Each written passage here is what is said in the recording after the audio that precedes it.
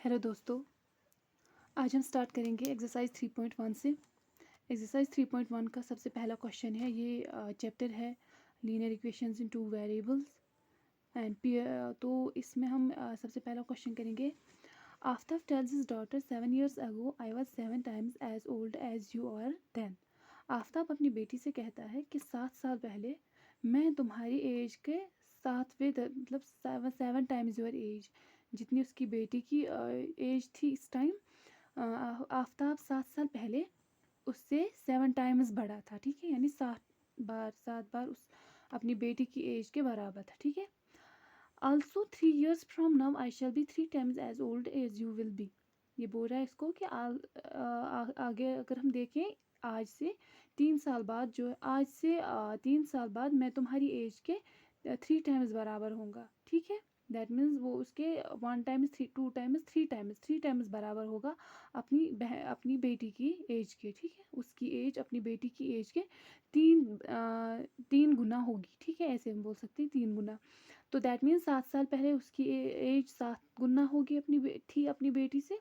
और 3 साल बाद, वो तो 7 साल पहले होता है, और 3 साल बाद जो होगा वो 3 गुना अपनी बेटी के एज का होगा। उसकी एज 3 गुना उसकी बेटी की होगी। मतलब represent situation algebraically and graphically. ठीक है, हम सबसे पहले क्या करेंगे, let the present age of father Aftab be x years। Aftab की हम प्रेजेंट एज रखेंगे x। ठीक है, और एज ऑफ डॉटर की जो रखेंगे वो y रखेंगे, डॉटर की y रखेंगे। ठीक है, डॉटर y रहेगी। 7 years ago फादर्स एज, आज से 7 साल पहले, दैट मीन्स जो प्रेजेंट एज होगी ये आज का साल होगा। और 7 years ago दैट मीन्स हम 7 साल पीछे जाएंगे, यानी x-7। और 7 years ago डॉटर्स एज क्या होगी, y-7, दैट मीन्स उसकी एज में से भी 7 साल कम होंगे। तो उस टाइम इसमें कंडीशन गिवन है कि जो आफ्ताब एज है वो 7 times जो उसकी बेटी की एज थी। ठीक है, 7 साल पहले। यानी फिर जब इसको हम सॉल्व करते हैं तो x-7y इज इक्वल टू -42। तो इसको हम पहली इक्वेशन कंसिडर करेंगे। उसके बाद बोलता है आफ्टर 3 years, दूसरी कंडीशन गिवन है कि आज से 3 साल बाद। 3 साल बाद यानी आज की एज तो एक हम मेंशन करेंगे, प्लस करेंगे मेंशन कि जो आज के बाद तीसरा साल होगा, यानी x तो इसकी प्रेजेंट एज है। दैट मीन्स अगर आज 2026 है तो इसकी प्रेजेंट एज तो x हो जाएगी, +3 हो जाएगा। That means 2026, 27, 28, 29, that means 2029। ठीक है, इस 2029 में उसकी एज जो होगी, आफ्ताब एज 3 times उसकी बेटी की एज होगी। ठीक है, तो उसको सॉल्व करने के बाद x-3y इज इक्वल टू 6 हमें मिलेगा। ठीक है, इसके बाद इसको हम दूसरी इक्वेशन, एक इक्वेशन तो ये मिली और दूसरी इक्वेशन ये मिली, इन दोनों इक्वेशंस को सॉल्व करेंगे। सबसे पहले इसके 2 सोल्यूशन निकालेंगे, क्योंकि हमने पहले ही मेंशन किया है कि किसी इक्वेशन को रिप्रेजेंट करने के लिए किसी ग्राफ पर हमें एटलीस्ट 2 पॉइंट्स की ज़रूरत पड़ती है। ठीक है, तो ऐसे ही इस वाली इक्वेशन के भी हम 2 सोल्यूशंस फाइंड आउट करेंगे। ओके, उसके बाद at least 2 solutions of each equation, एक इक्वेशन के हम 2 सोल्यूशन निकालेंगे। यहाँ तो वैसे 3 निकाले हैं, लेकिन 2 हमारे लिए काफ़ी होते हैं। तो x और y पहली इक्वेशन जो है वो हमें मिलेगा 0,6, 7,7, 14,8। और उसके बाद x and y second equation का क्या मिलेगा, 6,0, 12,2, 18,4। इन पॉइंट्स को ड्रॉ करने के बाद, इन पॉइंट्स को प्लॉट करने के बाद आप कैसे ट्राई करोगे कि ये इसके बराबर कैसे आया। हम यहाँ पे इन इक्वेशंस में जो है डालेंगे वैल्यू, 0 से स्टार्ट करेंगे, फिर देखेंगे इसमें क्या आएगा। पहले इसको 0 करेंगे, y का वैल्यू खुद निकलेगा। 1 करेंगे, y का वैल्यू खुद निकलेगा। 2 करेंगे, y का वैल्यू खुद निकलेगा। तो यहाँ पे हमें इंटीजर जैसे मिलेंगे। फॉर एग्जाम्पल यहाँ पे मैं एग्जाम्पल बोलती हूँ, x-7y इज इक्वल टू -42। अब हम देखेंगे कि x का क्या वैल्यू डाले, y का क्या वैल्यू डाले, कोई कंफ्यूज हो जाता है। तो इसके लिए मैं कहूँगी कि सबसे पहले x का 0 से हम स्टार्ट करेंगे। x को 0 रखेंगे is equal to -42, y is equal to 42 divided by 7, 7 6 are.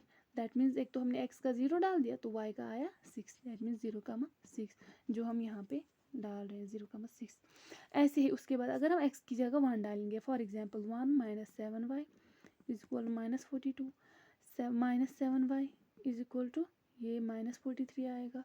y is equal to, अब हम यहाँ पे y is equal to that means 43 divided by 7।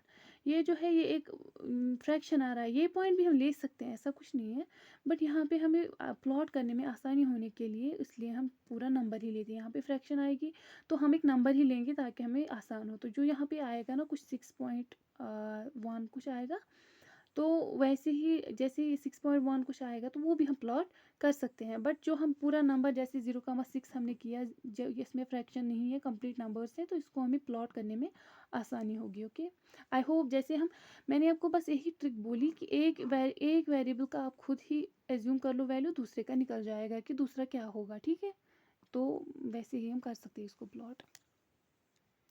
इसके प्लॉट करने पर हमें आएगा जो एक्स एंड वाई एक्सिस के बीच में जो हम लाइन डालेंगे, पहली इक्वेशन का 6,0 एंड 42,12 है या 18,4 है, तो इनको प्लॉट करके हमें ये लाइन मिलेगी। उसके बाद दूसरी इक्वेशन को 0,6 7,7 इनको प्लॉट करने के बाद यहाँ पे मीट करेंगे 42,12। दैट मीन्स जो है x is equal to 42 and y is equal to 12, क्योंकि ये यहाँ पे इंटरसेक्ट कर रहे हैं। ये वाली लाइन हमने नहीं, ये थोड़ी रॉन्ग है, जिसको मैंने क्रॉस लगाया ये गलत है। ठीक है, ये वाली इक्वेशन और ये वाली इक्वेशन यहाँ पे मीट कर रहे हैं, ये लाइंस जो है यहाँ पे मीट कर रहे हैं, intersect.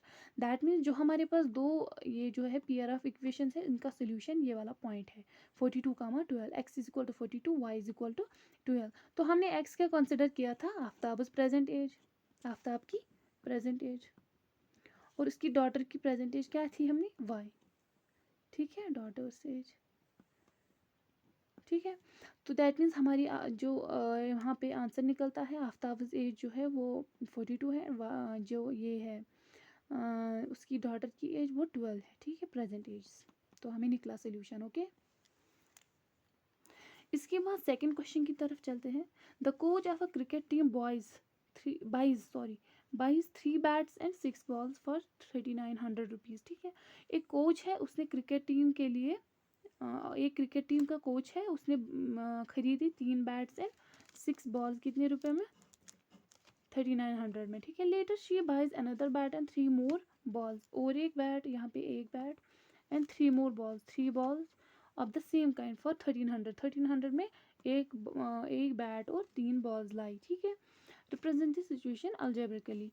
Late the cost of 1 bat be x. ठीक है, अगर एक बैट का कॉस्ट x है तो 2 का कितना होगा 2x, 3 का कितना होगा 3x, एक बॉल का x रुपीज़, एक बॉल x रुपीज़ में आता है फॉर एग्जांपल। तो फॉर एग्जांपल दो बॉल्स कितने में आएंगी, 2x, 3 बॉल्स कितने में आएगी 3x के। तो दैट मीन्स जितने हमारे पास बैट होंगे उन इनटू करना है उसका एक बैट का प्राइस क्या है, तो वो आएगा हमारी कीमत, हमें टोटल कितना देना पड़ा। ठीक है, ऐसे ही होता है। And 1 ball be rupees y, एक बॉल की आप मानो कीमत है रुपीज़ वाई। ठीक है, और एक बैट की है रुपीज़ एक्स। अगर आप बॉल्स 3 लेंगे तो 3y टोटल आएगा हमारे पास अमाउंट। ऐसे ही अलजेब्रिकली हम क्या करेंगे, 3x प्लस 6y, अगर उसने 3 बैट और 6 बॉल ली थी तो टोटल कीमत कितना आएगा, 3 इंटू एक्स, कितने, एक एक्स का कितना है इंटू करेंगे 3, क्योंकि हमने हमारे पास 3 बैट्स लिए थे हमने।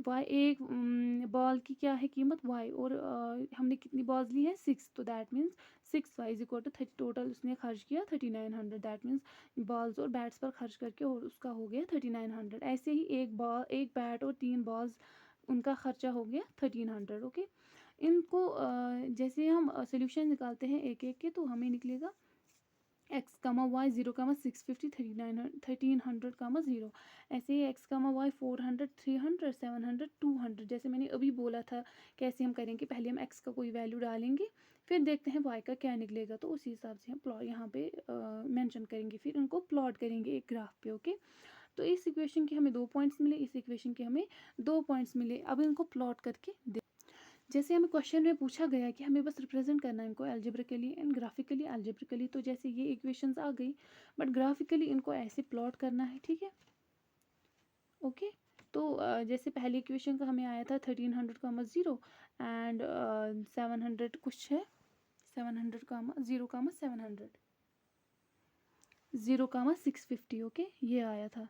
तो ऐसे ही इनको प्लॉट करके हमें ये वाली लाइन मिली, और ऐसे ही इन दोनों को 100 कामा 600 एंड ये वाली लाइंस प्लॉट करके हमें मिला ये वाली इक्वेशन की लाइन। ठीक है, ये दोनों कहीं पे इंटरसेक्ट करते हैं। अगर इनकेस हमें ये वैल्यू पूछा गया होता कि x का वैल्यू डालो ढूंढो, y का वैल्यू ढूंढो, तो हम यहाँ पे जो इंटरसेक्टिंग पॉइंट है वही देखते और वही उसका सोल्यूशन होता है इस पेयर ऑफ इक्वेशन का। ओके, दैट मीन्स ये इंटरसेक्ट एक जगह पे करते हैं तो इनका वही एक पॉइंट सोल्यूशन होगा। इसके बाद क्वेश्चन नंबर 3 की तरफ चलते हैं। The cost of 2 kg of apples and 1 kg of grapes on a day was found to be ₹160। ये बोल रहा है कि उसने 2 kg एप्पल और 1 kg ग्रेप्स जो है उनका जो टोटल कॉस्ट है वो 160 आया। आफ्टर अ मंथ, एक महीने के बाद, the cost of 4 kg of apples and 2 kg of grapes is 300। ये बोल रहा है 4 kg हमने एप्पल उस आफ्टर अ मंथ, एक महीने के बाद हम लेते हैं 4 kg of apples and 2 kg of grapes, तो हमारा जो टोटल अमाउंट आ जाता है वो 300 आता है। Represent the situation algebraically and graphically. ठीक है, हमें बस यहाँ पे भी रिप्रेजेंट करना है। हम क्या करेंगे, let the cost of 1 kg of apples be x rupees x and that of 1 kg of grapes be rupees y. अगर 1 kg एक्स रुपीज़ में आता है तो 2 kg कितने में आएगा, 2x में।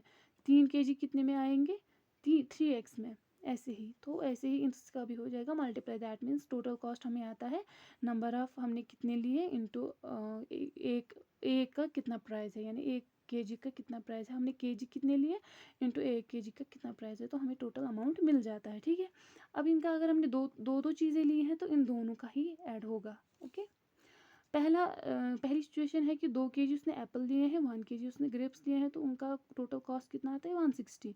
उसके बाद 4 kg उसने एप्पल्स लिए हैं, 2 kg उसने ग्रेप्स लिए हैं, तो उनका कॉस्ट टोटल आता है 300। ओके, ये हमारा हो गया अलजेब्रिकली। तो अलजेब्रिकली इनको हमने इक्वेशन 1 एंड 2 लिख दिया। इसके बाद इनको ग्राफिकली रिप्रेजेंट करने के लिए हमें क्या करना होता है, इसके एटलीस्ट 2 सोल्यूशन निकालने होते हैं और इसके एटलीस्ट 2 सोल्यूशन निकालने होते हैं। ठीक है, तो सोल्यूशन निकालने के लिए हम क्या करेंगे, 2 पॉइंट्स निकालेंगे x एंड y इस इक्वेशन का। तो 50, 60, 45, 70।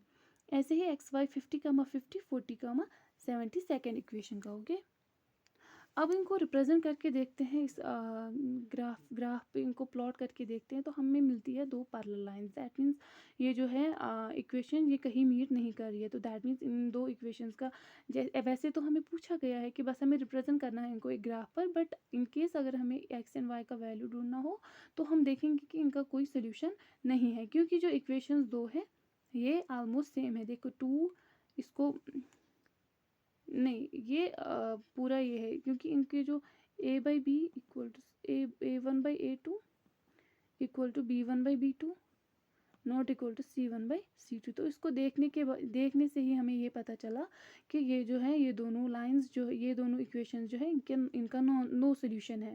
दैट मीन्स इनका कोई सोल्यूशन नहीं है और 2 लाइंस जो है वो पैरेलल जाएंगी, वो हम इक्वेशंस को देखकर ही बोल सकते हैं। ओके, वैसे वो सब हमें नहीं करना था, हमें बस रिप्रेजेंट करना था पहले अलजेब्रिकली फिर ग्राफिकली, तो वो हमने कर दिया। ओके, इतना इनफ है। Okay, thank you.